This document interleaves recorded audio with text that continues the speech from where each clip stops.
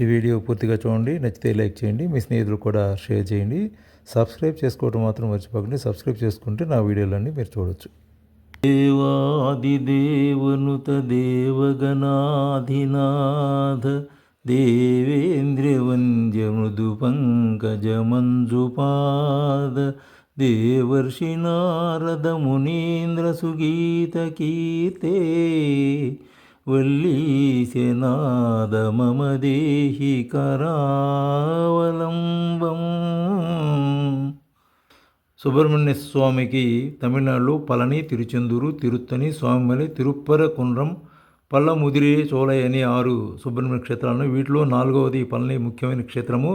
ఎక్కడైనా విగ్రహాలకు శిలతో పంచలోహాలతో చేస్తుంటారు, కానీ ఇక్కడ విషం ఖనిజం అనే అర్థాలు కూడా ఉన్నాయి. అలా పాషాణాలతో చేశారు ఈ స్వామికి ఈ విగ్రహాన్ని. పూర్వం భోగర్ అనే సిద్ధుడు ఈ కొండ ప్రాంతంలో అన్ని రకాల మూలికలను సేకరించి వానిలో అత్యంత శ్రేష్టమైన 9 రకాల మూలికలతో ఈ విగ్రహాన్ని తయారు చేశాడని ప్రతీతి. రాత్రి సమయంలో మూల విరాట్టు గంధం పూస్తే తెల్లవారేసరికి చెమటతో తడితడిగా ఉంటుంది. స్వామి పాదాల వద్ద గిన్నె ఉంచితే అందులో పడిన నీటి చుక్కలను తీర్థంగా, గంధాన్ని ప్రసాదంగా భక్తులకు ఇస్తారు. ఈ తీర్థాన్ని స్వీకరిస్తే సర్వవ్యాధులు నివారణ జరుగుతుందని భక్తుల నమ్మిక. ఈ పంచామృత ప్రసాదం కూడా ఇక్కడ విశేషంగా ఉంటుంది. ఈ ప్రసాదం కూడా అతి శ్రేష్టమైనదిగా చెబుతారు. తిరుపతి లడ్డు అనగానే వెంకటేశ్వరుడు గుర్తుకు వచ్చినట్లు పళని అంటేనే పంచామృత ప్రసాదం అని గుర్తుకు వస్తుంది. ఆ ప్రసాద రుచి కూడా అమోఘంగా ఉంటుంది. పళని కొండల్లో దొరికే విరూపాచి అనే చిన్న అరటి పండ్లు ఇందులో ఉపయోగిస్తారు. ఇవి బొటన వేలంత చిన్నవిగా ఉండే రుచిగా ఉంటాయి. వాటి రుచి ఎంతో మధురంగా ఉంటుంది. ఈ అరటిపండు అక్కడ కంజీ ప్రాంతంలో పండిన చెరుకుతో చేసిన పంచదారను పంచామృతానికి వాడతారు. అలా అరటిపండ్లు, పంచదార, ఖర్జూరాలు, ఆవు నెయ్యి, తేనె అన్ని సమపాల్లో కలిపి ఈ పంచామృతాన్ని తయారు చేస్తారు. స్వామికి నివేదించిన తర్వాత ఈ పంచామృత ప్రసాదాన్ని డబ్బాల్లో పెట్టి సీల్ వేస్తారు.